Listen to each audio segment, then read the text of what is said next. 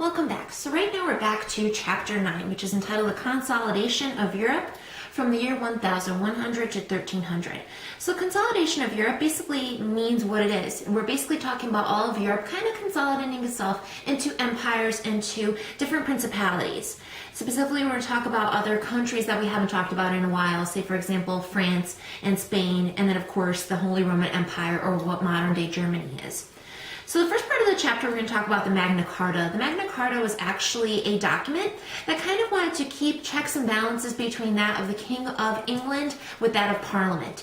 So King John was actually required to sign the Magna Carta, and then of course all of his successors as well also had to sign the document, which basically meant that Parliament would kind of keep in line the king. That way he wouldn't get out of hand or wouldn't become unruly. So specifically, Parliament would keep him in check. So they would have to actually sign that document. Other rulers that we're going to talk about is Philip Augustus in France. So kind of have an understanding about what he did, what was important about him as a leader specifically in France. And then we also have the creation of the Holy Roman Empire, which the Holy Roman Empire is pretty much about 100 loose principalities in this modern day empire, I guess you can say, all ruled by different princes, different rulers, different religious backgrounds within this whole entire empire. It's also known as modern day Germany before it was actually united in the late 1800s. Another country that we're going to talk about is Spain. Spain during this time period is going through significant changes. Because of its location, it was actually strongly affected by the Moors, or the Muslims, that were actually moving in from North Africa. So they actually instilled the Reconquista, which the Reconquista basically wanted to kind of purge Spain from those people who weren't solidly Christian. So that could be anyone who's a Muslim, it could be also anyone who's a Jew. They actually gave them an opportunity either to leave the country or actually convert to Christianity.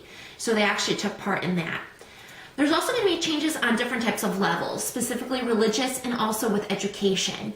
So this chapter talks about the establishment of monasticism and scholasticism, which go hand in hand. If you ever wanted to study or you wanted to go to school, most likely you would actually go to either a nunnery or you would go to a monastery, because those are actually the hubs of education at that point in time. A lot of the monks were actually scribes. They were the ones who actually had to write out books hand by hand, even prior to Johann Gutenberg and his printing press. So they actually wrote that, and like I said, they were hubs of education. They were actually the ones who actually founded a lot of modern day universities. The ones in the PowerPoint presentations and also in the book, we're going to talk about the University of Bologna, also other ones in Italy as well, and in other aspects of Europe, where people actually went to go study law, study medicine, those types of things. And the chapter actually ends with the discussion of Romanesque and Gothic styles of architecture, specifically those when it comes to the establishment of churches.